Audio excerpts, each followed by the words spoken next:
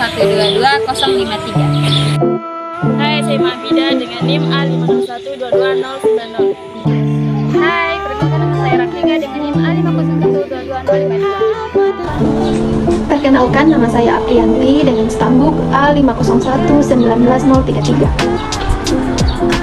Kami dari kelompok 7 akan membawakan materi yang berjudul Konsep Pertumbuhan Fisik pada Anak dan Remaja. Selamat menyaksikan. Konsep pertumbuhan fisik pada anak dan remaja. Pokok pembahasan yang akan kami bahas ada 4. Yang pertama, konsep pertumbuhan fisik pada peserta didik. Yang kedua, jenis-jenis perubahan pertumbuhan pada peserta didik. Yang ketiga, pertumbuhan fisik pada anak dan remaja. Dan terakhir adalah faktor-faktor yang mempengaruhi pertumbuhan fisik. Baik, kita masuk pada pembahasan pertama, yaitu konsep pertumbuhan fisik peserta didik.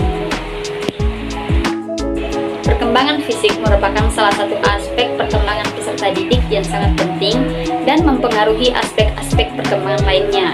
Perkembangan fisik peserta didik dapat dilihat dari berbagai faktor yang menjadi implikasi bagi perkembangan dan pertumbuhan fisik peserta didik, seperti keadaan berat dan tinggi badan, masa pubertas, perubahan fisik, proporsi tubuh, kematangan seksual, dan perkembangan motorik.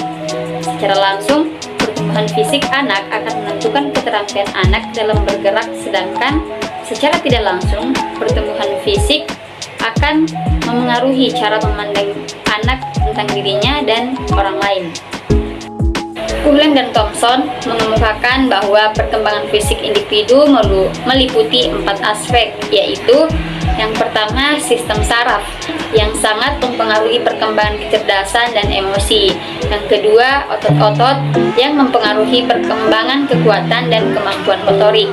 Yang ketiga, yaitu kelenjar endokrin yang menyebabkan munculnya pola-pola tingkah laku baru, seperti pada usia remaja, perkembangan perasaan senang dan aktif dalam suatu kegiatan yang sebagian anggotanya terdiri atas lawan jenis.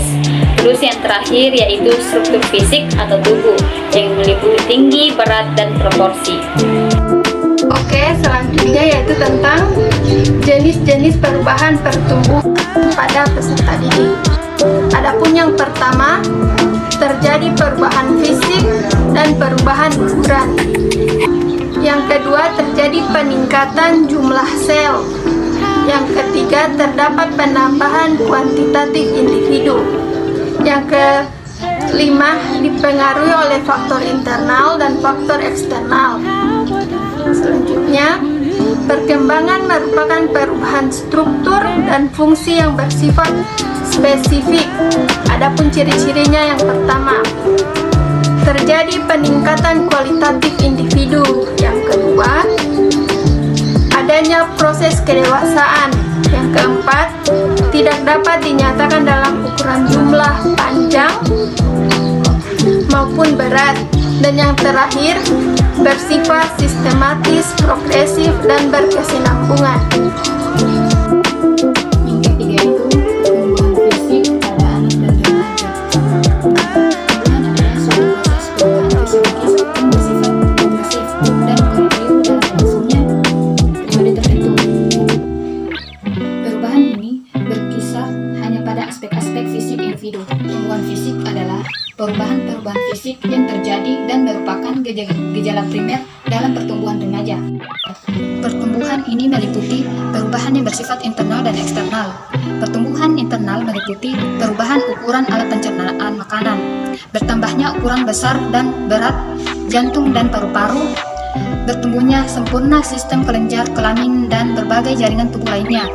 Sedangkan pertumbuhan eksternal meliputi bertambahnya tinggi badan, bertambahnya lingkaran tubuh, perbandingan ukuran panjang dan lebar tubuh, ukuran besarnya organ seks, dan munculnya atau tumbuhnya tanda-tanda kelamin sekunder.